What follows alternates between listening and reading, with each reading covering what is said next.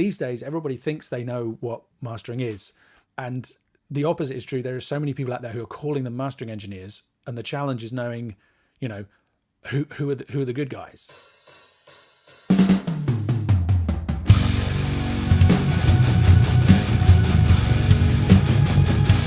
Welcome to the Production Masters Podcast, the philosophies and techniques behind making music according to the masters of music production.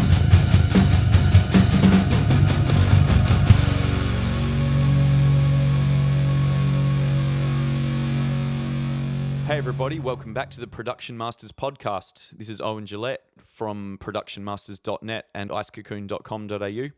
First, I would like to say thanks to everyone who's listened to the podcast so far, and those of you who've subscribed and downloaded the free PDFs and checked it out. I really appreciate it, and I hope you've enjoyed it. In this episode, I'm talking to mastering engineer Ian Shepherd. On top of being an acclaimed mastering engineer, he's a founder of Dynamic Range Day, he's a plugin designer, and runs the Production Advice website, as well as the Mastering Show podcast, which I recommend you check out. In case you've never thought too much about the loudness war or you're not sure what it is, I would say by the end of this episode, it'll be quite clear, and also it'll be clear what Ian thinks, and we're on the same page with this one, as will be obvious. Once again, you can subscribe to the podcast through iTunes Podcasts, where it'll be awesome if you'd leave me a review.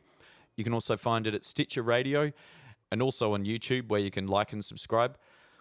And one last thing, if you check out the episodes through productionmasters.net, you'll find that there's an accompanying PDF where I've summarized all of the wisdom contained in their interview into one document.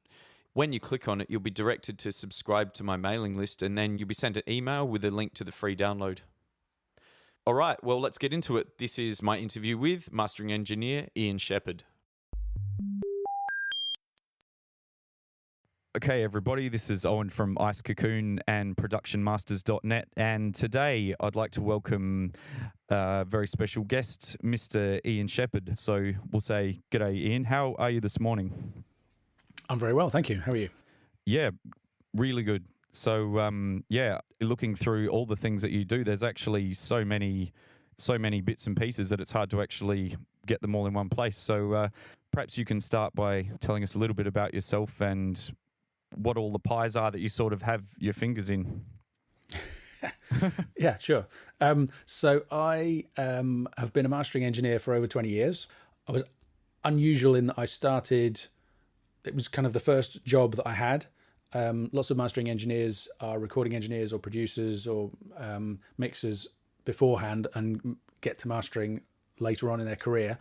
Whereas I went into it pretty much straight out of college. In fact, when I started, I didn't even know what mastering was. As far as I knew, the place that I'd applied for a job at was a vinyl pressing plant and a cassette manufacturing business. But when I arrived for the interview, they explained that they weren't doing vinyl anymore because they were moving into CD, and they told me what mastering was. And, I got the job and I never looked back. So I started a blog in around about 2007, 2008. And actually, at that point, it was an experiment to see whether it would attract clients for mastering, right. Which initially it didn't. But the whole Metallica Death Magnetic controversy appeared. In fact, I think I had quite a big hand in causing it to kind of hit the news anyway. Yeah. And that kind of got me a little kind of spike of traffic. Well, I mean, it was a huge spike of traffic for me at that point. I had maybe 100 readers a day, and that leapt up. But to be honest, that actually may have been the first awareness that I had of you as well. So there you go. Yeah, because you're a metal fan, right? So you were probably hooked into the kind of the places that were talking about that stuff. So that kicked the blog into a higher gear. And at that point, I was still employed. I was still working for a company, so I wasn't allowed to do mastering work outside of my day job. So I set up a website called Production Advice, which is productionadvice.co.uk. Yeah. And the idea was to give people pay-as-you-go production advice. So rather than having to hire a producer to work on an entire project, they could basically self-produce. And then at the point where they felt like they needed some outside input, they would come to me and get some feedback. just pay me a little bit of money, and it could be, a kind of a side project for me. And people loved the website, but nobody wanted to pay me for the production device. I still think it's a good idea, but I think the problem with it is that it takes a lot of time, in fact, to listen to a song from cold and figure out, what you think the vision for it should be and what the best stuff, where it needs improvement, all that kind of stuff that a producer does. Yeah. So yeah. actually you end up having to charge quite a bit of money to make it worth your time, to give them something worthwhile. Absolutely, yeah. Yeah. And I think if people are coming at it from the thing where they can't actually afford a producer, then there's a conflict there. And so, that's a kind of instant bit of marketing advice for me, which is to test the market and find out if people actually want the thing that you want to sell. But, the website was a big success. And in 2010, I left the company where I was working to set up my own company because I wanted to do Blu-ray authoring, which was something they didn't want to move into. And at that point, well, in fact, the company then closed down 3 months later. I didn't know they were in pretty serious financial difficulties, which is why they couldn't move into Blu-ray authoring. Wow. So at that point, I was kind of free of because I had a thing in my contract that says you can't do any work for a year. Yeah. But that disappeared. So then I was able to contact my old clients, and I got back into mastering, and the kind of the rest is history. So the main thing, the kind of the center of it all, is the production advice website. I also set up Dynamic Range Day, which you mentioned, to raise awareness of the loudness wars, because lots of people who have kind of connected with me through the website were really passionate about that issue and interested in it. So, that's one thing. Then I got into doing the plugins. There's the Perception plugin, which helps people figure out or hear clearly what the effects of loudness, of compression and limiting and all that stuff is on their music, and make good choices. More recently, I've done a plugin called Dynameter, which isn't a loudness meter. Everybody thinks, it's Ian Shepherd, it's a meter, it'll be a loudness meter. It's not. It gives you an estimate of the dynamics of the music, because actually, we can talk about this a bit more if you want to. In future, loudness is going to be controlled by wherever the music gets played back, be it YouTube or Spotify or whatever. So the actual loudness is not that important. The question is, what are the dynamics of the music, and what does that mean for the way that your music is treated when it gets played back in these different places? Yeah. So Dynameter helps people with that. And then the other thing I do is the podcast, which is called The Mastering Show. People can find that at themastering.show.com. We just... episode 26 of that has just come out. And as somebody said in the comments, wow, 26, it's about 26 hours, of discussion about mastering already. It's because one of my catchphrases or one of the things I say a lot is that mastering is simple, or it should be simple. Yeah. I think people overcomplicate it, which kind of conflicts with the idea that I could have 26 shows and a ton more in my head that we could do on the topic. But, I've been doing it for 20 years. There's a lot to talk about. Yeah, absolutely. And I suppose it's inevitable that we would end up discussing the loudness war and all this sort of stuff, having you on this on my podcast. But it's funny, that was sort of where I was going next with all of that. I think that mastering engineers have sort of a unique perception of what's going on with a production, because it's like seeing an overall. It's like looking at the end result of what's going on.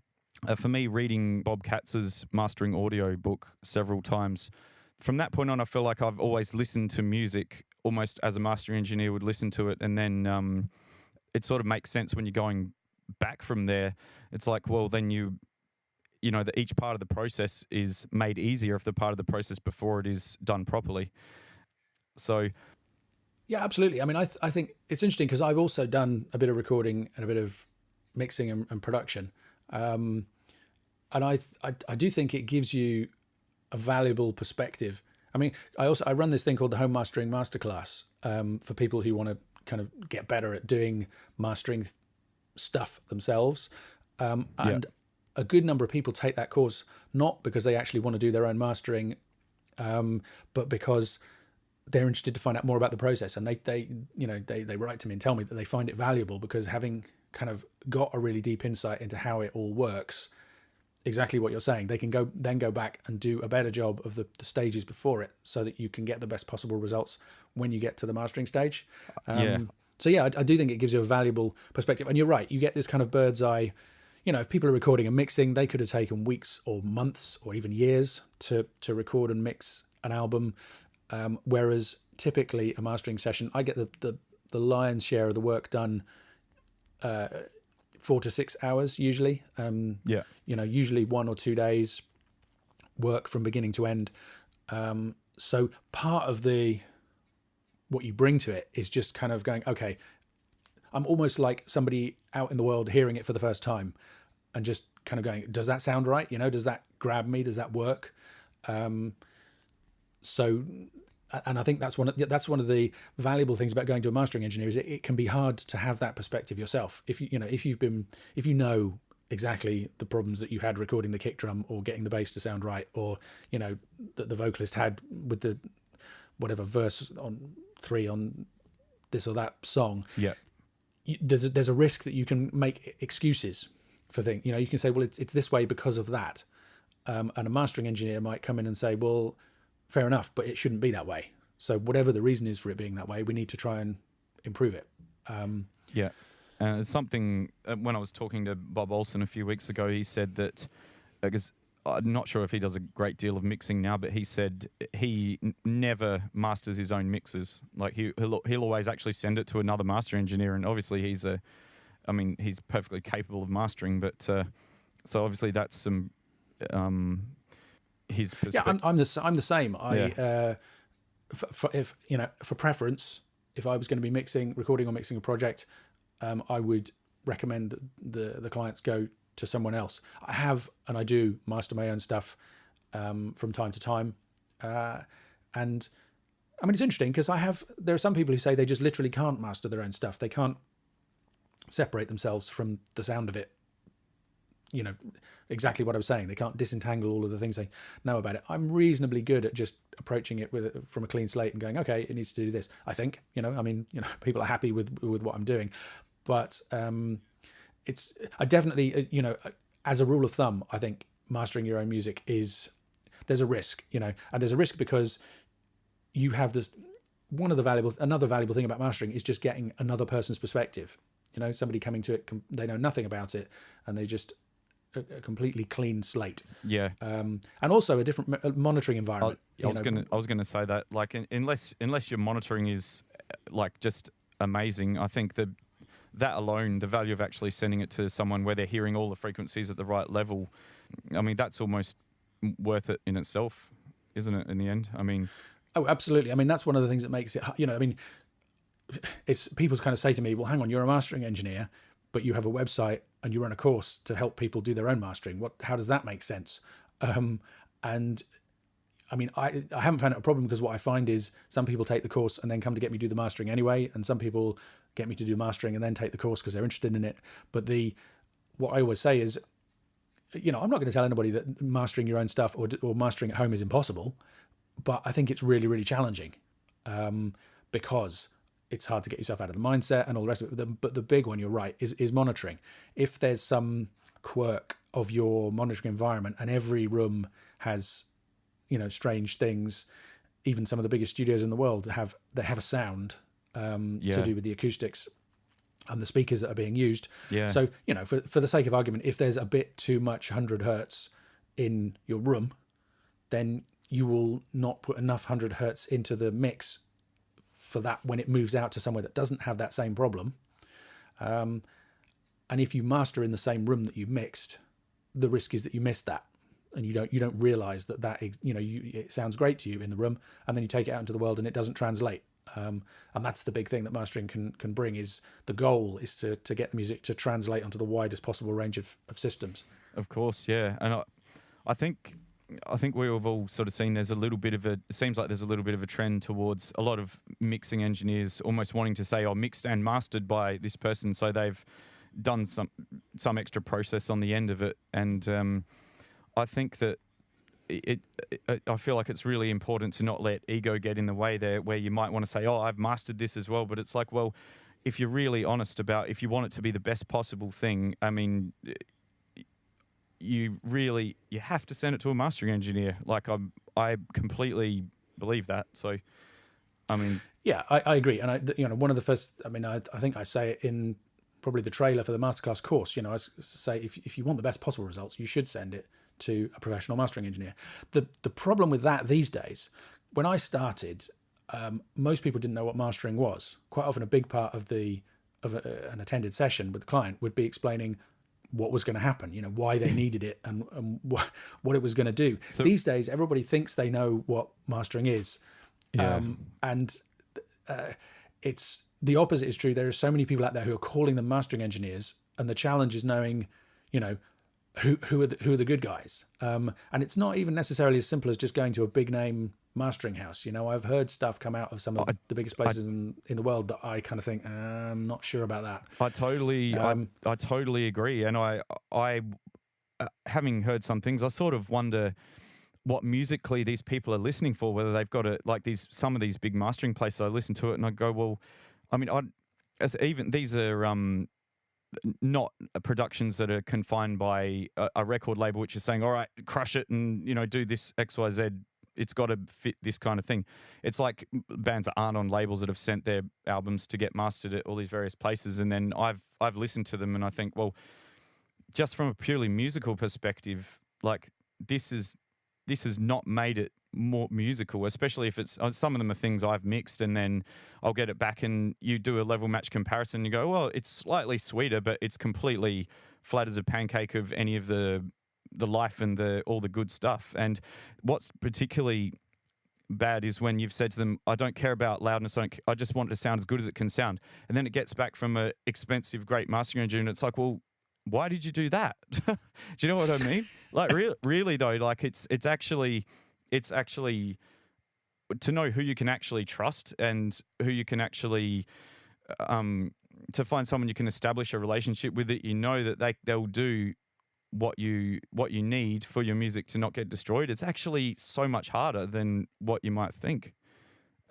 It is harder, and to some extent, it's about a relationship, right? I mean, it's not only about finding a good mastering engineer; it's about finding a mastering engineer who you share, taste with. Because it's a weird thing being a mastering engineer, because somebody sends you your music they've been working on for could be a year or two, and you listen to it, and in the space of a day, give or take, you say, okay, I think it should be this instead, and you change it.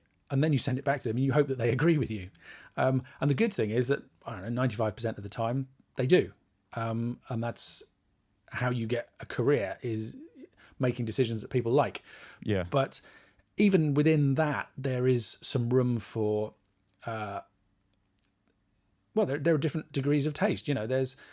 People, it's an interesting thing for me because I've been very, I've kind of publicized this whole issue of the loudness wars, and I've done perception and dynameter to help people. Some people are surprised by how loud stuff comes back from me when I master it. I don't squash things flat as a pancake, but I do. Part of the job is to manage the dynamics to help stuff translate onto a wide range of systems, Sure. So occasionally I've had clients kind of go, well, okay, but isn't it a bit loud? And at that point I go, oh, yeah, sure. I'm happy to back off from that slightly. So that's easy. But I think you're right. What I'm seeing is a lot of places, big name places and not so big name places, have this idea in their heads about what is needed in terms of loudness. And it's just 2, 3, 4 dBs louder than where I think the stuff should go. And it should be, and it needs to be a musical decision, Yeah, exactly. It's whatever fits the material. I'm not going to accuse people of using templates, but I do think there's an element of, whatever comes in, we have to do this. I think, this is just my personal theory, is that quite a lot of places, because it's a challenge for the mastering engineer, right? Because if you do a master and you send it back and the client is expecting it to be louder, and they do care about loudness, and you don't meet their expectations, there's a risk that they're just going to write you off. Yeah. They're just, so I mean, before I do with any new client, one of the first questions I say is, okay, how do you feel about loudness? Can you give me some examples of where you're trying to get to? And if they give me something that's really loud, then I kind of say, I don't enjoy doing that kind of stuff. If you really want it that loud, maybe you should go somewhere else. Yeah. And usually that avoids any kind of problem, but I'm not sure that that's happening as a rule, I think more often people send stuff off. One of the bad things, it's great, the kind of the modern age of the internet where I can do a master for anybody anywhere in the world. The files turn up within an hour or two. Yeah, don't have to send a tape. Don't have to send an analog tape over on a ship or something. Yeah. No, you can do anything for anybody pretty much anywhere in the world. Yeah. That's great for me as an engineer, but I'm not sure for the industry as a whole. Because what I hear is that people send stuff off and they get it back and they don't even email back to say, oh, that's not really what I was hoping for. I've had people come to me, they've had stuff mastered in 4 or 5 different places. And I say, well, did you tell them that you don't want it that loud or that that's too bassy or this? And they go, no. Which I don't understand. You have to have a dialogue with a mastering engineer. You want to tell them beforehand what you want. And if they don't get it, give it to you. Then you tell them, well, that's not what I wanted. And for me, if I'm not able to give the client what they want, I'll refund the money. Right. That happens once in a blue moon, but, and it would usually be related to loudness. And that's why I have the conversation first to kind of try and remove that aspect from the equation.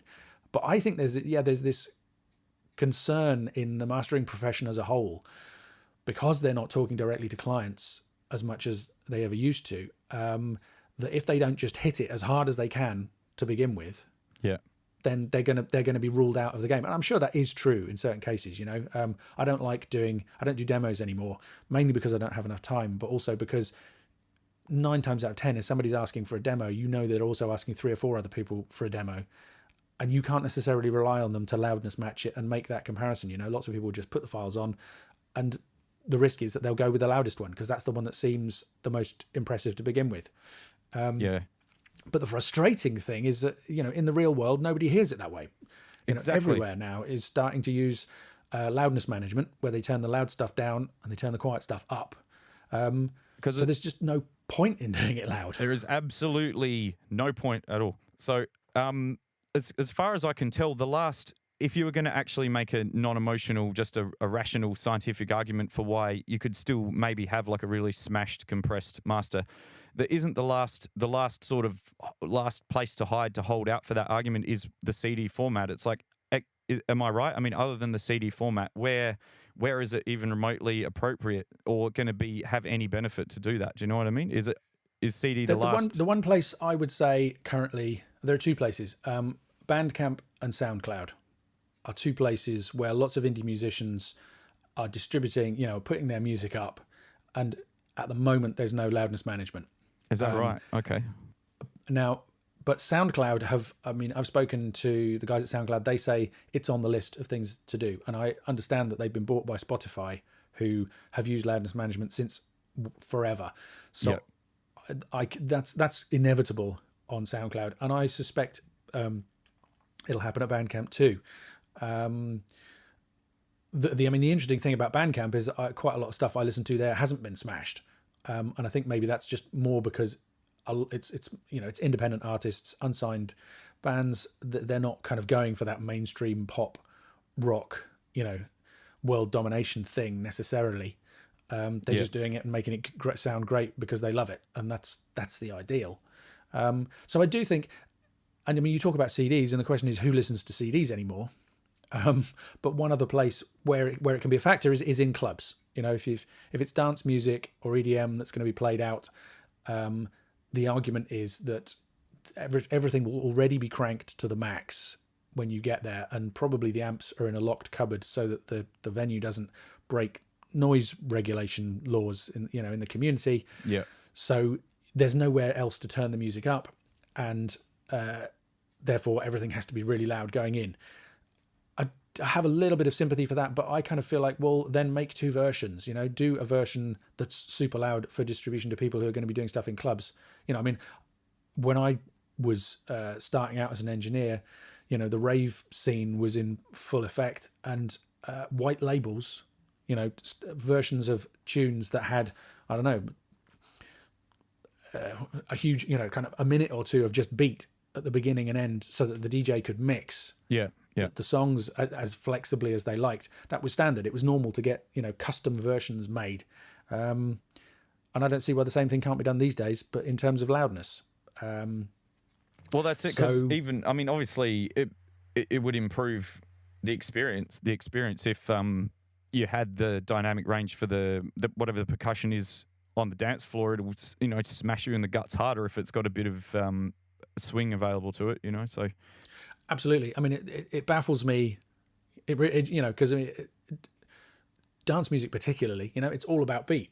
Or it's not all about beat, but a huge amount of it is about beat. And and like you say, drums. A drum is an instrument that basically does nothing, and then you hit it, and it makes a really loud sound. If you take the music and squash it too far, you're just taking away basically that one thing that the drummer has, which is impact. That's it. Because you're reducing the contrast between when it's loud and when it's not loud. So yeah, it's kind of completely backwards. The whole thing is really frustrating. But hopefully over time, I'm looking forward. My hope is, back when I started out, people would say, "Oh, I heard this song in the pub, came up on the CD changer, and it really popped out over everything else that I'd heard. Why was that?" And you would say, "Well, it was probably a lot louder." And that used to be the motivation for being loud. These days, the question is going to be, okay, well, my song was mastered and it played it back on YouTube or Spotify or wherever, Pandora, and it just didn't, jump out as much as this one that went before. Why is that? And the answer in this case will be, well, that other one was probably more dynamic, because the overall loudness is the same. For everything gets played back at the same overall loudness, and then the extra dynamics give the song a chance. The chorus comes and it really lifts out. And the drums really punch and all the rest of it. So and then you can. That's a really interesting conversation. They're like, well, more dynamic. What does that mean? And then you can start. They're motivated then to go for the dynamics instead of the loudness. Yeah, and I think it's when the whole level matched the whole when you sort of get that whole thing of like when you match the levels the first time you hear that back, it's like taking the whichever pill it was when you wake up from the Matrix. It's like, oh, that's what's actually happening. Okay, so other than the dynamic impact, I was going to try to talk about a couple of other things or get your opinion on the other aspects that make up the sound great. Obviously, I'm coming from like a rock and metal background, so which is, I'm going to have to digress again, but yeah, that's one area where, although it's been squashed as hell, the rock and metal world, that actually sounds better with less compression and more impact on your drums. So the things that make a production great, though, obviously it's your impact of your percussion and your drums, but when you're mastering or doing a production, what are the other important quality aspects of sound other than just the dynamic impact? I think it's all about balance, which doesn't mean that stuff has to be balanced.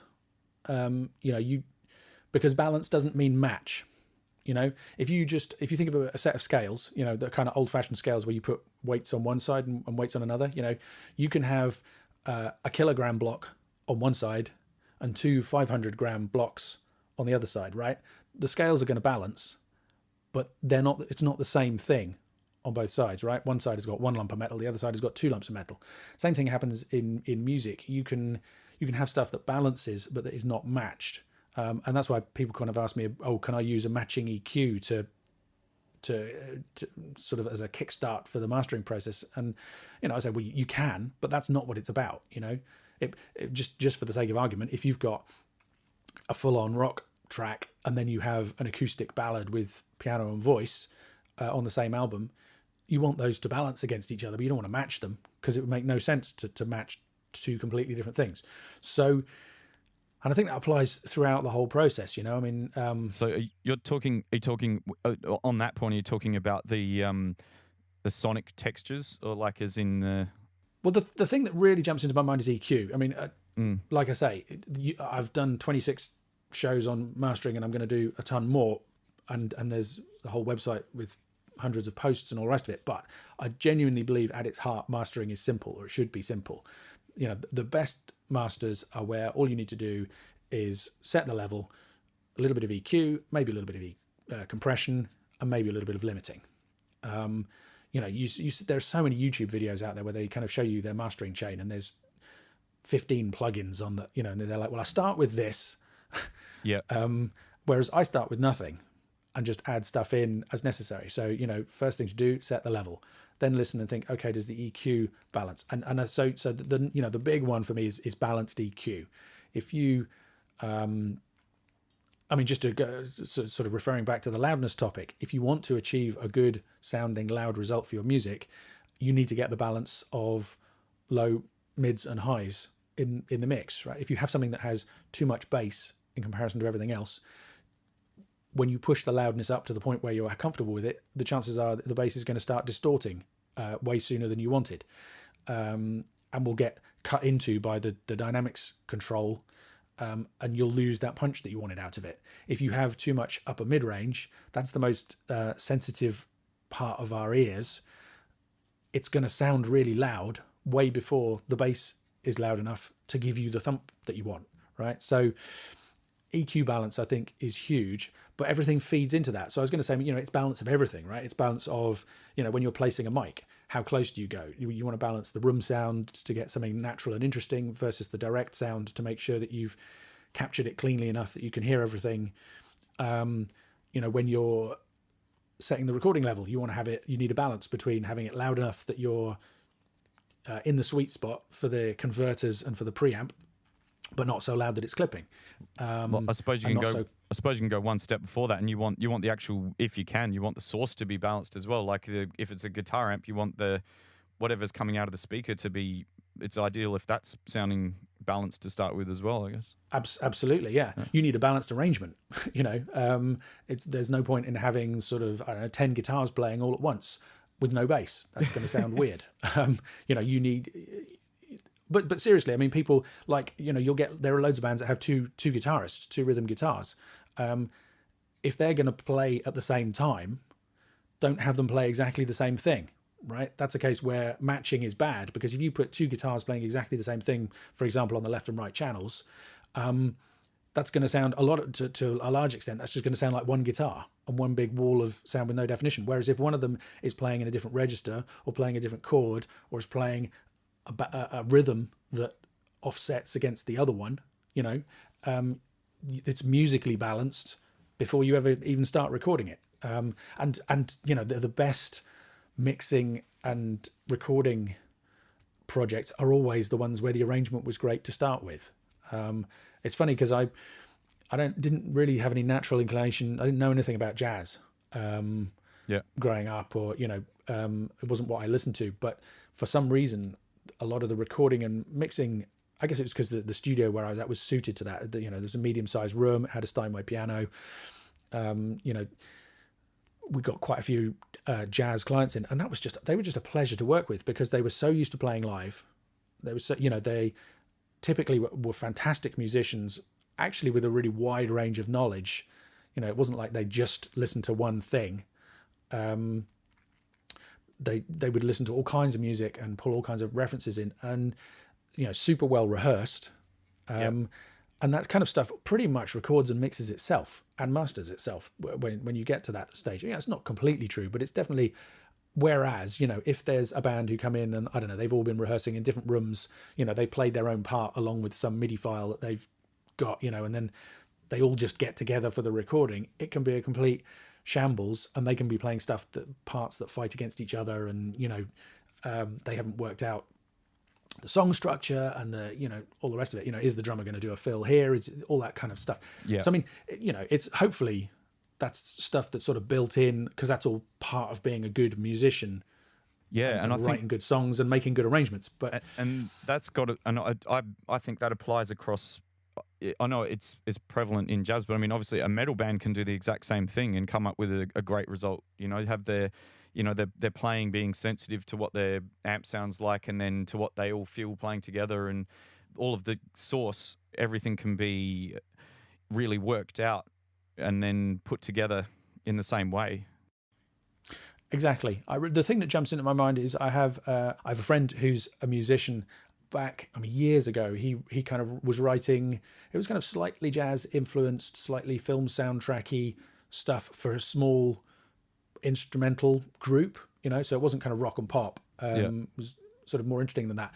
But I he asked if I could record it. So I said, yeah, come in at the weekend to the studio. They won't charge me for the studio time, so I'll just charge you a little bit, bit of extra pocket money for me, and you'll get a good recording.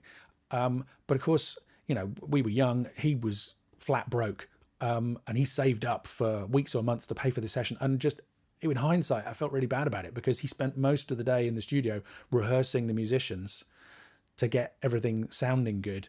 Yeah. And then the recording was kind of tagged on at the end. And I mean, that wasn't my fault, but he didn't have that experience. And I felt like I should have said to him, look, make sure you're absolutely rehearsed when you come in so that you get the maximum possible value out of the time that you're paying for in the studio.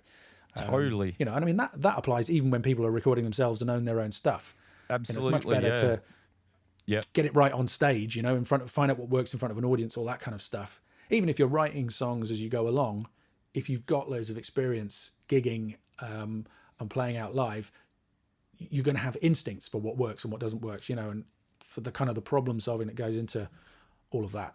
And the more that you take responsibility and accountability for that at that stage, the more you're going to be, the more it's going to make the recording process easier. It's going to make the mixing process easier, and then, so on and so forth. Exactly. The more prepared you are going into everything, the better it's going to be. And it's true in everything, right? I mean, the best YouTube videos I do are the ones where I've been thinking about it for 8 months. And then suddenly something triggers me to do it. And I go, okay, today I'm going to do this. And all of that thinking, how I thought I was going to do it the first time, explaining stuff, analogies that you use, all the rest of it. Pretty much everything in life is improved by great preparation. Totally. And so that's the balance thing kind of early on in the process, and it just carries on. When you get to the mix, it's about balancing. For me, 80 or 90% of a mix is about a great balance between the instruments. You want to balance the way that they're panned within the mix. Don't put everything in the center or everything at the sides. You need to balance the EQ of the instruments with each other. So if the keyboard is playing in a similar register to the guitars, maybe you want to sculpt the EQ somewhat to get some separation between those elements, or you can use panning to achieve that.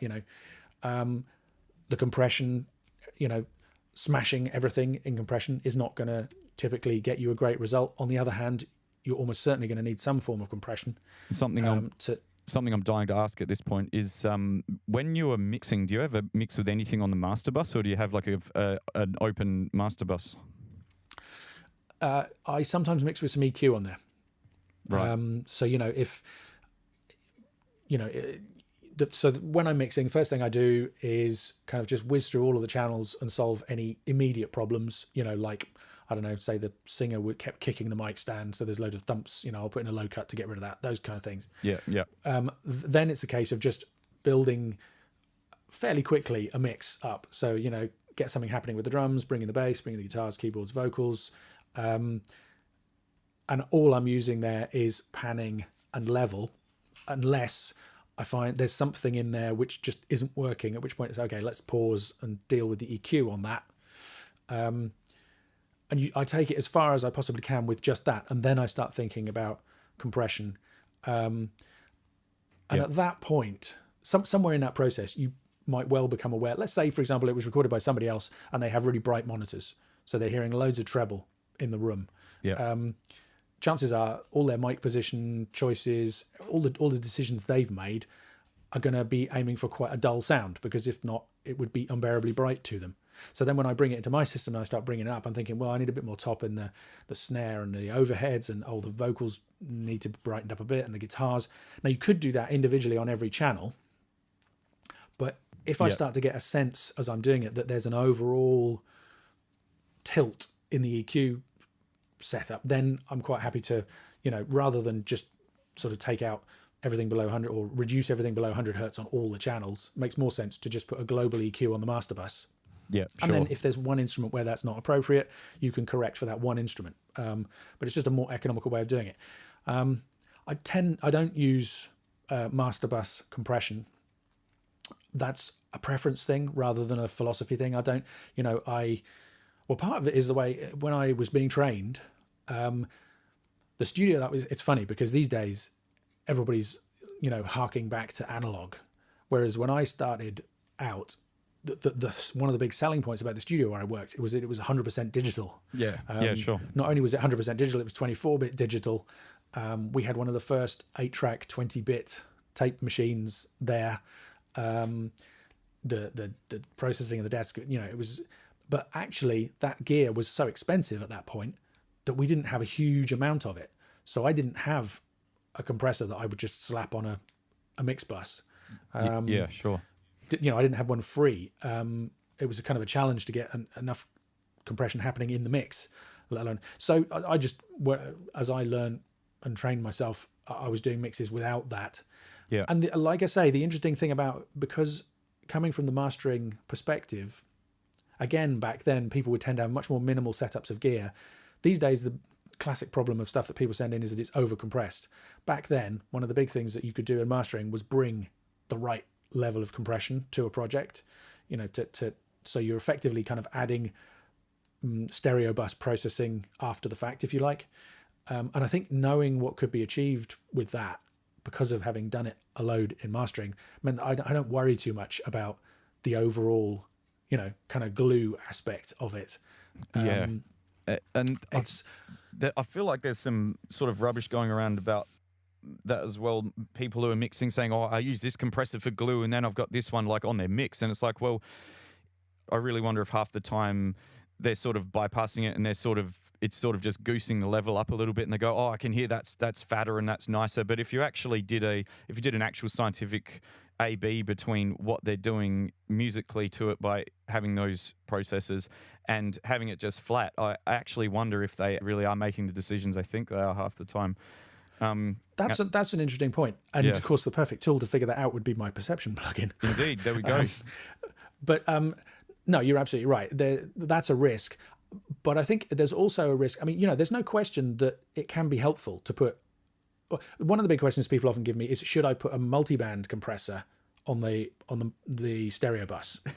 And I always say no, not because you shouldn't, or that there are any rules, or this, that, and the other. The reason most people who are asking me that, okay, rewind. Some of the biggest engineers in the business, some of the most successful mixers, I'm thinking like your Chris Lord-Alges, Andrew Sheps, there's a ton of engineers out there who use a lot of master bus, stereo bus processing, compression, right? They rely heavily on the bus compressor to get their sound.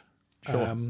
However, there are also a ton of engineers out there, like, I don't know, Andy Wallace and Dave Pensado, who use very minimal mixed bus compression and also get, stunning results that everybody really loves. And it's just my personal taste, but Andy Wallace's mixes just to me sound superb. I mean, and even especially if you hear his earlier mixes before the loudness war kicked in, they really had punch. Like and even once the loudness thing was starting to creep in, you could tell his mixes were still built with like heaps of punch in the drums, and he really almost emphasized the dynamic punch all the time with his. Have you heard the new Avenged Sevenfold album? No, I haven't. No. You should check that out. That is incredibly dynamic by modern standards, mixed by Andy, mastered by Bob Ludwig. Right. And actually, if anything, for my taste, it's almost more dynamic than I would have suggested in the mastering. But the way that Bob does stuff is he will give the band alternative versions. He'll say, which would you like? And the band had basically fallen in love with this super dynamic version by modern standards during the mixing process, and they wanted to retain that. So it's incredibly dynamic. Awesome. So now what I was going to say was, so you've got these engineers, and some of them recommend one way and some of them recommend the other. The thing is, that's how they work, right? If you've taught yourself to use a bus compressor, I'm not saying you should stop doing that, because that's how you get great results. And if you're getting great results, there's no problem, right? But a lot of people who are asking me the question about should I use bus compression at all, or should I use multiband compression, they're getting started, or they're starting to have some success, and they're looking to improve their skills. And that's why I say, no, you shouldn't use it, because the risk is, and there's no question it makes it easier, right? If you put a multiband compressor on your mix, let's say all your guitars are a bit loud. the multiband compressor is going to deal with that, and it's going to do it without causing horrible pumping and completely crushing the sound. That's the value of a multiband compressor if you use it and set it up right. But that means that your mix going into that compressor relies on it to sound good, right? If you bypass, like you say, there's two possibilities. One is that you bypass the compressor and actually it's not doing a heck of a lot except for lifting the level slightly and making it seem better. The other is actually it's doing a ton, and you switch it off and disable it, and suddenly your mix falls to pieces. Yeah. So in that case, you are then, you're an engineer who has to have an SSL G series bus compressor or XYZ multiband compressor to get the results that you want.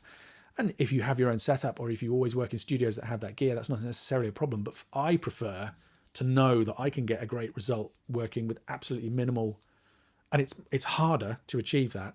So I feel like the skills required are higher. If you're looking to improve, I think try and get the best results you can with the minimal processing. Always use the processing if you need it and if you want it. I'm not saying don't use anything. But if you can achieve a great mix using just faders, I mean, the first couple of mixes I ever did were there was hardly any compression. I think I compressed the bass only. It was jazz. It was trad jazz, but I mean, and everything else was done with fader rides. And I had an automated desk, so you sat there and watched the mix, and the faders were all over the place. It came out sounding great with no compression. Now, there's a ton more work that went into that than if I had, these days, I would probably use a bit more compression on various elements of the mix, not have to do as much of that. You'd still get a great result. Nobody's going to listen to one and go, oh, there's too much compression, or there's too little compression on that other one. But in some ways, I feel like the skill used to get that, the skills that I developed to achieve that result without using a ton of compression are just invaluable, going forward. And yeah, so yeah, absolutely. I don't want to advise people to do something that becomes a crutch. Yes, you might get results that you feel happier with faster and quicker and easier, but when you're learning, is that the best thing to do? I guess flipping it around, playing devil's advocate to myself, if you're really struggling and not able to get results, and you find that actually adding a little bit of compression to the master bus is a game changer for you, and especially if it's not working too hard. If you've got something doing 2-3 dBs of 4 dBs of gain reduction, that's fine. But if the thing is maxed out and the mix falls to pieces when you disable it, that's when I think you're probably not doing yourself any favors, basically. Yeah, and plus, like any tool, I think you should use things because there's a purpose first, and then you use them to, achieve the purpose, not sort of the other way around, like just have no purpose, but sort of play with something and hope some sort of result comes out. I mean, Yeah, or starting with something as a default kind of, I've seen tutorials where people say, okay, well, so I stick a compressor with a 4:1 ratio on all the channels. And it's like, wait, what? Or I low cut everything at 100 hertz, or, whatever. Any of these kind of blanket rules. Yeah. I mean, I say this as somebody who has a website that is full of top tips and rules of thumb. There's nothing wrong with rules of thumb and trying things, experimenting with things as starting points and all the rest of it. I'm not knocking any of that stuff. But yeah, if you're just kind of doing the same thing all the time because that's the way you do it, I think that potentially is a problem. If you're doing the same thing every time because that's the way that it gets to sound great, then good. I guess you've got to be careful you're not skipping the process of actually really spending enough time listening to your source tracks, and then not having the scenario where you, like Bob Katz says in his book, putting 2 teaspoons of salt on your meal before you've tasted how salty it already is, so. Exactly. And the salt analogy is great, right? Because salt is an essential part of making food taste good. It's a taste enhancer. It brings out the flavors that are already there. Too much salt is just horrible. Same thing is true of pretty much any audio process you can think of. And if anyone's in doubt of whether their stereo bus compression is a good idea or whatever, I mean, it's always perfectly like a good idea to leave it to the judgment of the mastering engineer to because their ability to judge the amount of compression on the master bus is just very likely going to be better than yours, so. Yeah, I mean, you have to be careful with that. I usually people kind of ask me, should I disable the stereo bus processing when I send it to you? And I usually say no, but if I the will mix quite has been often, built into it, yeah. yeah, if you've had the thing there through the whole process of building up the mix, there's a good chance that your mix won't sound as good if you switch it off. But I quite often get stuff that I feel has been too crushed, and ask people to send me a version that doesn't have the stereo bus processing. Or if people are kind of in doubt, I usually say just send me both, and I will listen. The version with the compressor is going to tell me where you're trying to get to, and if you're getting there and it sounds great, then that's what I'll work with. On the other hand, having the version without the processing will enable me to hear where you came from, and if I think I can get a better result, then I'll try and do it that way. And to be honest, that probably comes up sort of 50-50 split, So the one thing I would say is that with 100% success record, in the times where I say to people, where I think something's been overcooked, oversaturated, overcompressed, this, that, the other, if I say to people, can you send me a version that's less pushed, less hard, I'm always able to get a result that I and they prefer using that less processed result.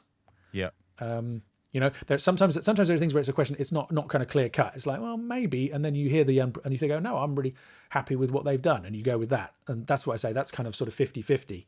But at the times when I get stuff and it's just maxed out, and I think, hey, can we have a version of that that's got some more room to breathe? Always you can get a better result. Yeah, sure. So when you're doing a mix, this is sort of changing track just slightly again, do you mix on the same system that you master on? It depends. So I guess what I'm sort of asking is, do you mix on full range monitoring? I certainly like to. If somebody wants me to go, I hardly ever go out to other studios these days to mix. That I'm kind of, the business has shifted now, so the website and the plugin development and stuff has kind of taken the place in a way of a lot of the mixing and recording that I used to do years ago. But back when I did, one of the first things I would do is go to the studio and check out whether the monitoring was up to scratch, because in particularly mix it, you can kind of, I don't know whether you can track in with any kind of monitoring, but when you're mixing, I need to be able to hear what I'm doing. And I guess, but I've been spoiled, right? Because my first job, I started working in a room where the speakers cost more than £10,000.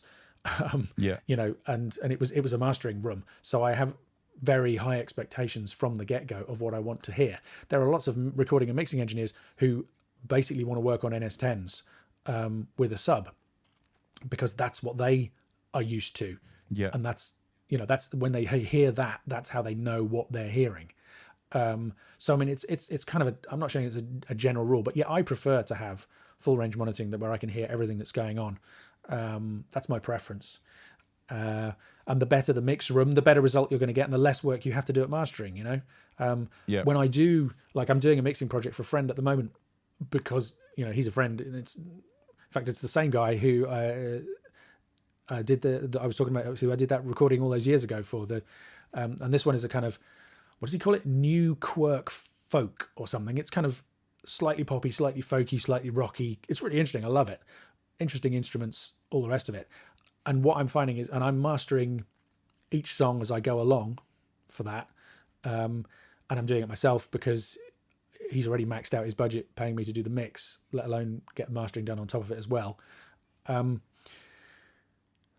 most of what I'm doing is lifting the level, managing the dynamics so that it's in what I call the loudness sweet spot. It's loud enough so that it's going to translate, so that it's going to work well on the widest range of systems, but not too loud. And then basically compensating that. So when the last thing back in the day, the last thing I would do would be to loudness match as well as I could and switch between the before and after. These days I use my plugin Perception, which that's what it does. It automatically matches the before and after loudness for you so that you can bypass and hear exactly what's going on. And actually the mix doesn't sound drastically different from the mastered version, right? Because the mix was already in good shape. Yeah, I know how it sounds. Yeah. I mean, if there was a problem with my monitoring, then I could be in trouble, because I could be not hearing the same problem on both versions, right? And that's why you have to be careful with stuff. But I know from experience, the monitoring I have here is reliable enough. I don't have to worry too much about that. So yeah, a lot of what I'm doing is just how do I achieve the right loudness without dramatically changing the sound in any way? And that's kind of the ideal. An ideal mastering job is where you hardly. If you ask any mastering engineer, he will tell you if he sits there and listens to it from beginning to end and says, "Okay, I don't need to make any changes."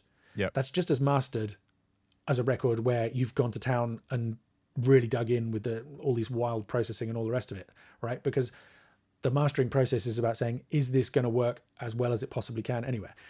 And the number of projects where you genuinely can say that is very small.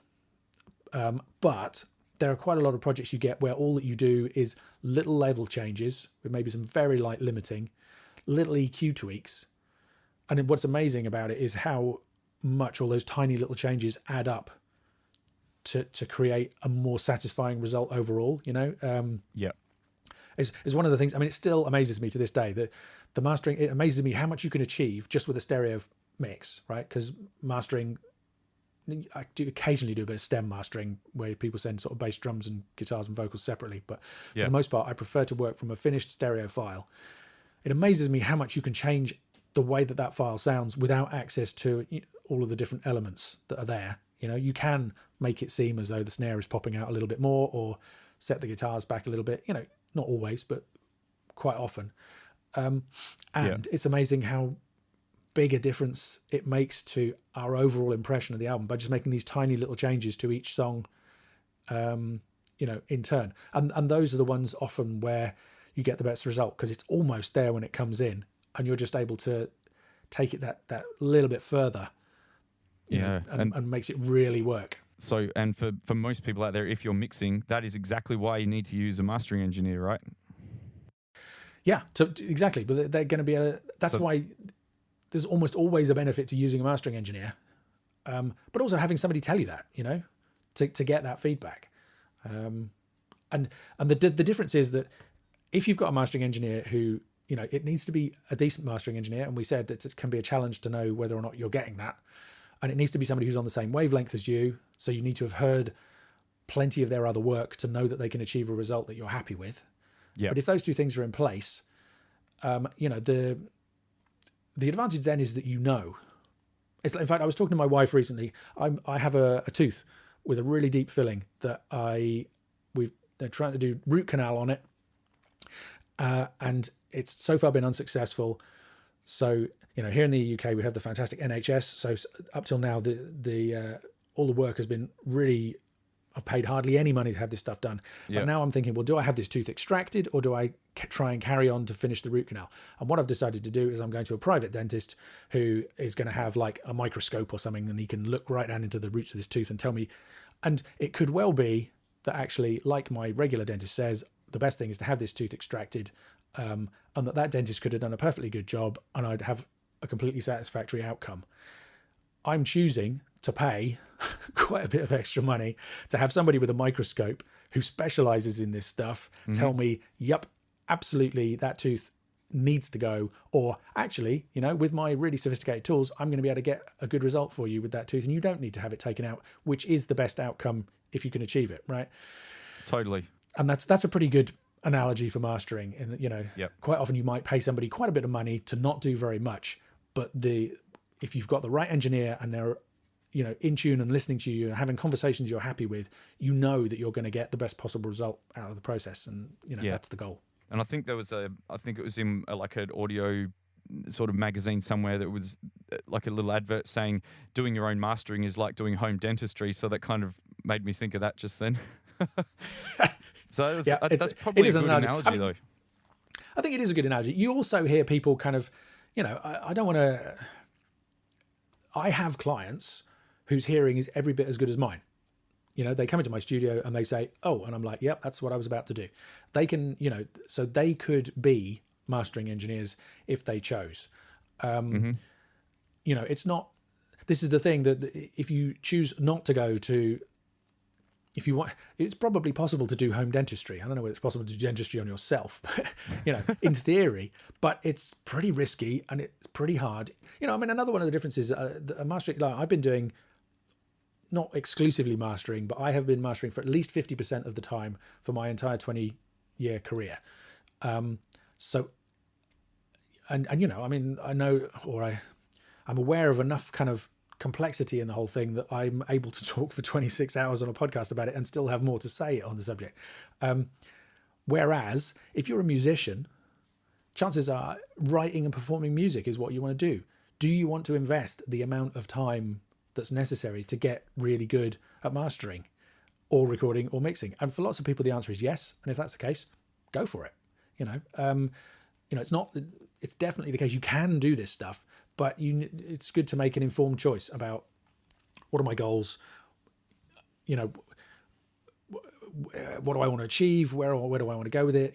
Do I want to put the time into learning that skill, or is it actually more cost effective to just, because if you're doing all your recording and mixing and mastering, as well as holding down a day job. Yeah. On the one hand, you kind of think, well, my time is free. So if you enjoy it, if you love that stuff and you like the challenge of finding out about all of these things and solving all of these challenges, great. Those are the people that my website is for. But actually, if you're kind of like, I don't know whether this sounds right. How am I supposed to know?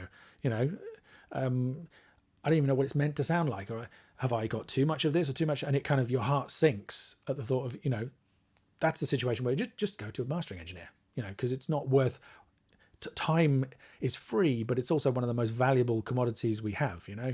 If I can save an hour a day, that's worth a huge amount of money to me personally. Even if that's just time that I spend with my family or, out in the world or reading a book or whatever. Absolutely. And I think also just been listening to you talking, the argument of people saying, oh, but I can't afford mastering, or this, we don't have the budget in this project for mastering. It's like, well, maybe if your arm was falling off, you wouldn't go, oh, I can't afford to go to the hospital. Or it's like, you know what, you just have to actually, it's important, find a way, just do what you've got to do it, Well, I always think that, if you've spent however long it is writing these songs, rehearsing the songs, getting a band together, practicing or learning to play all the instruments, if that's what you do, or whatever it is, then you're recording it, then you're mixing it. You've invested all of that time and energy. So something we haven't touched on, and, something that's kind of new recently that is almost even more kind of baffling to me is, why would you send it to an automated mastering system, right? Why would you send it so that a computer makes a 3-second decision about what your music, should sound like? How can that be? I understand that people don't have the money to invest in mastering, but there will be a great engineer somewhere near you who is charging a rate that you can afford, because there are always new up and coming people who can, if you can hear the stuff that somebody's done and they've got a great track record, the price doesn't guarantee the results. Like the dentist that I've picked to do this work on my teeth, they're expensive, but that's not why I picked them. It's because I can see that they've got a 4.7 out of 5 satisfaction rating from 278 clients on their website. And because 2 of the guys who work there teach this stuff to students at Cambridge University, those are the things that tell me that they're great at what they do. And if somebody has those credentials and they're charging a super affordable rate, then great. But yeah, the thought of sending it off to, there are people who they say it's so cheap to use these online services. They send it away, it comes back, they think, oh, it doesn't sound quite right, and they tweak the mix to compensate. I guess that makes sense. But then how much time do they spend tweaking the mix? They probably spend hours optimizing their mix so that the online mastering system doesn't screw it up. I don't know. It baffles me. I know those things have sort of been around for a while, and like there's been just various people laughing about it on forums, like on Gear Slots or whatever. People have been talking about it for years. I just sort of assume no one can actually be serious about using that sort of thing. Really? No, there really are. That's just there's bizarre. It's totally bizarre. I guess it just goes to show people don't really understand what mastering is. The thing, the one of the most popular, right, is Lander. And I did a video on my site where I mastered a tune and then I uploaded it to Lander and I compared the results. And I preferred what I'd done, and most people watching the video preferred what I've done.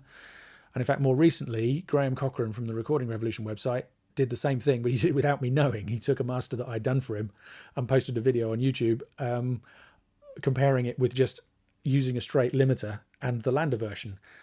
Which, when I heard that he'd done it, I was like, whoa, oh no, what if people kind of come out and say they do prefer the computer version? What if it just happened to get a decent result on that song?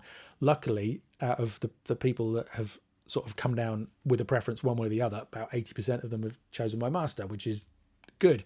But ultimately, that's not my objection. I mean, because it is possible that if you find the right computer system, it will do stuff that you like to your music and it will sound better. But it's still a computer, right? I mean, music is about emotion and, making people laugh or cry or dance or, To me, it's the same thing as. To me, it's the same thing as like a robot won Jeopardy or something. It generated the right answer before a person could. It's like that doesn't mean it's intelligent or that it's, it's not even the same thing.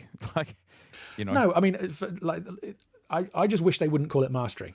If they called it something other, because mastering for me is the process of a person listening to the music and making it sound as good as it possibly can, right?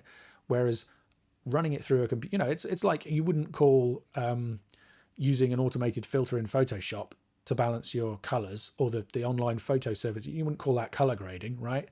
For that happens in the movies. The final stage is they go through and somebody gets perfect balance between all the different scenes in a movie and decides what the overall look of it is going to be and all the rest of it. Those are automated processes, and the same thing is true. It's not true when you look at a website and it says professional mastering at the click of a mouse.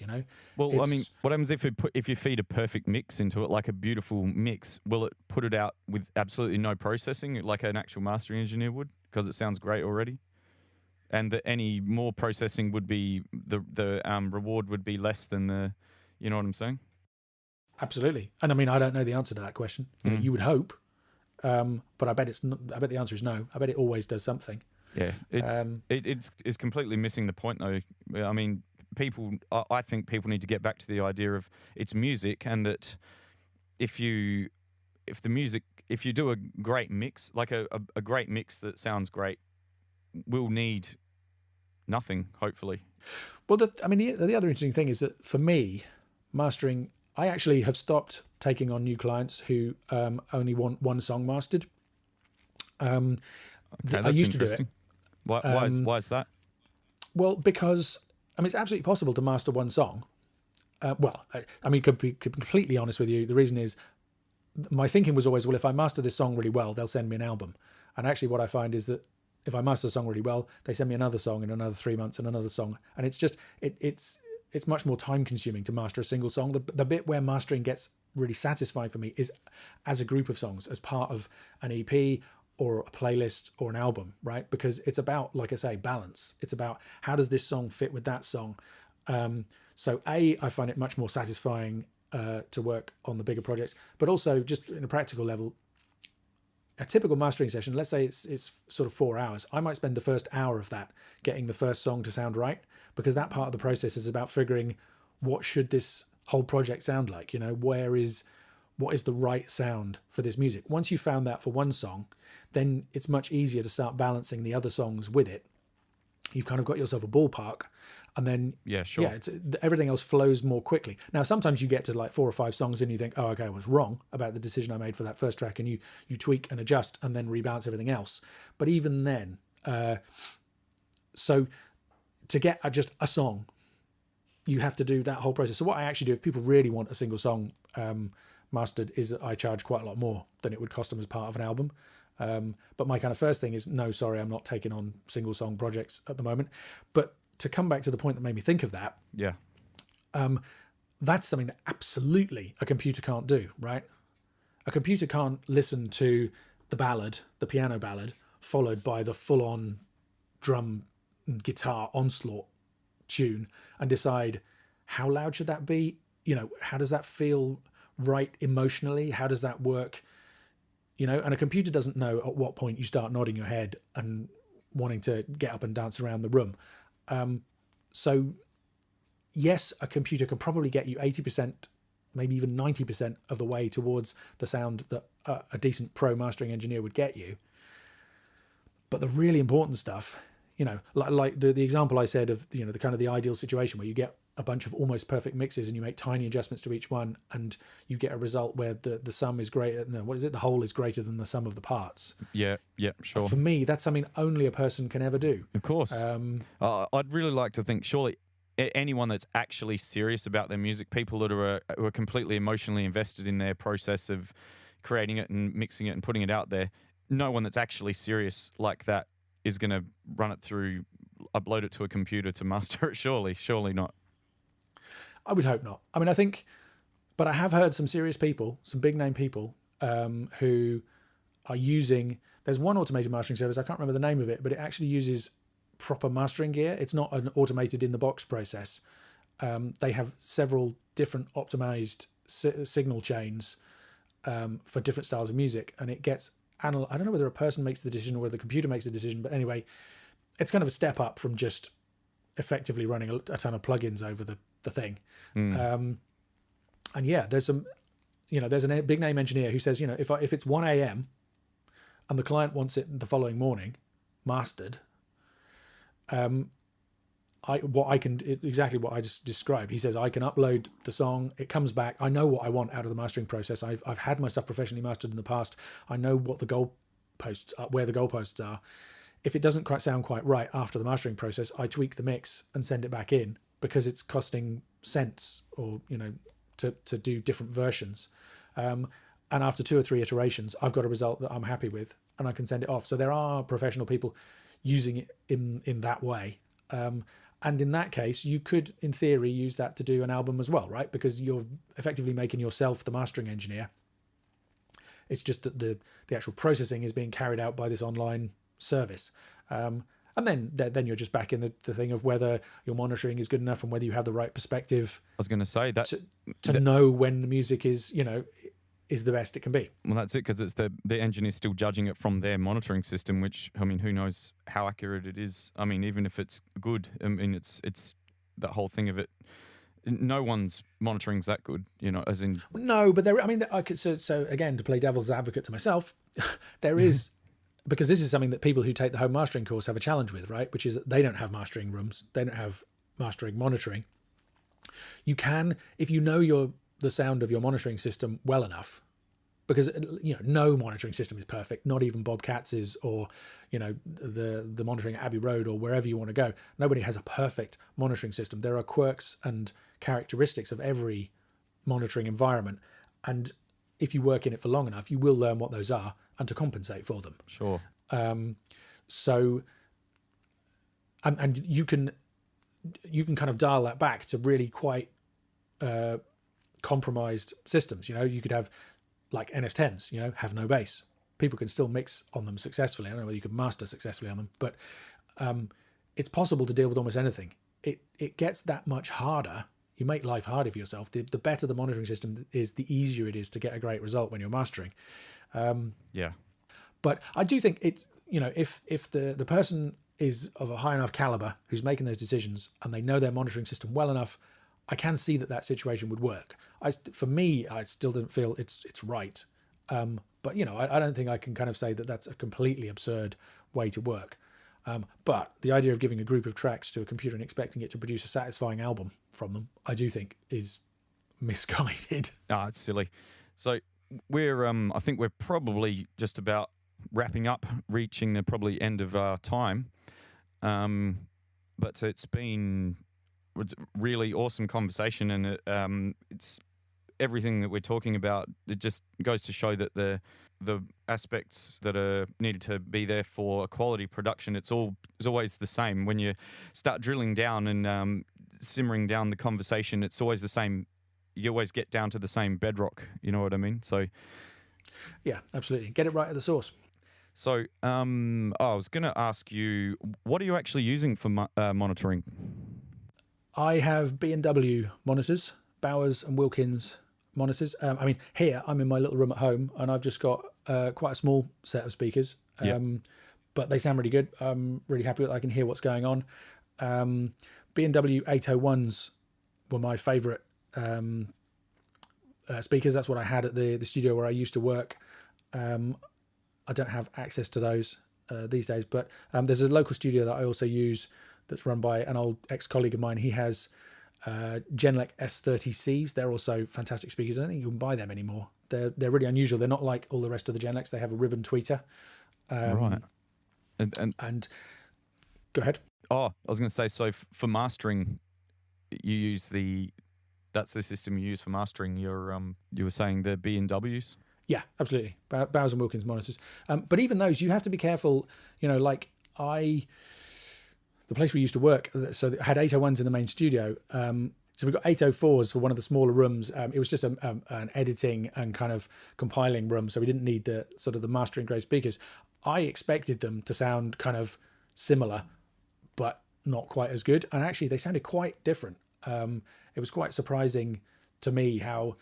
And the funny thing is, the little speakers that I have in this room here, they're nowhere near as they're completely the opposite end of the price spectrum from the 801s. But for me, they sound closer to the 801s than the 804s did, which were like, sort of somewhere in the middle of the spectrum. So, people kind of often say, oh, what brand do you recommend? And I say, well, I use and I love Bowers and Wilkins, but I can't recommend that if you buy any one of those speakers, you're necessarily going to get great results. I think you have to be, and even when you come to things like matching amps with speakers, you can get subtle differences that change the way that you perceive it. So I don't kind of say to people, oh, you should use this, partly because the stuff that I'm using is either like these ones are not available anymore and 801s are super expensive. But even then, and even when you've got to kind of combine a set of monitors with a room, right? I mean, yeah. Even if I could afford to have a set of 801s in here, I wouldn't do it because the room's just not big enough. It can't handle the level of bass that those things put out. Yeah, it's because even the greatest monitors in the world ever need to be in a room that supports them, don't they? So exactly, and that complements them. There are depending on the acoustics of the room, certain speakers will work and other speakers won't. And you have to mess around with the position of them and the acoustic treatment and all that kind of stuff. So yeah, it's kind of a can of worms, really. Yeah. Absolutely, and that's like another enormous conversation that could go on forever. So there's an episode of the podcast talking about acoustics. If anybody's interested, I can't remember the number, but I think it's called something like "You need to listen to this" or "You must listen to this." Sure. So we should. So if someone wants to get in touch with you for mastering, what's the best way for them to get in touch with you? You can email me, ian@mastering-media.co.uk, or you can send me a message on Twitter or Facebook, and I can get back to you. And and everybody should definitely check out your other sites, which is at productionadvice.co.uk, and what's the mastering? It's themastering.show.com. Right, and is there another site as well? No, pretty much everything. I mean, if people want to kind of keep tabs on what I'm up to, in terms of if I do any new courses or release any new products or new YouTube videos or whatever, best thing they can do is go to productionadvice.co.uk Sure. And sign up for the newsletter. Because then, as soon as I do anything vaguely interesting, I'll send them an email and they'll be able to find it. And you can find links there to all the various other things that I do. If they're interested in the plugins, then those are made by a company called Meterplugs. So you go to meterplugs.com. And you've got a range of some other educational things at your site as well, don't you? Some to do with absolutely. Production. The first thing I did was an ebook and video called Mastering with Multiband Compression. Just kind of really focused in on that one topic. There's also a thing called Home Mastering EQ, which is kind of helping people, kind of explaining how I approach EQ when I'm mastering and giving kind of tactics and techniques to help you get better results with that. Yeah, sure. There's the Home Mastering Masterclass, which is an 8-week online course, which is that's at homemastering.com. But yeah, anybody's interested in stuff, go to productionadvice.co.uk, and actually, particularly in terms of the mastering stuff, there's a button at the top that says mastering. If you click on that, you'll find links to everything else you might be interested in, I think. Awesome. Well, thanks so much for coming. No, my pleasure. And having a chat. Enjoyed it. It's good fun. It's been really good. I think my brain is aligned in the same way with a lot of these ideas as what yours is, for sure. So Yeah. it's really cool. Yeah, my pleasure. All right. Awesome. Cheers. Cheers, Owen. All right. See ya. Bye.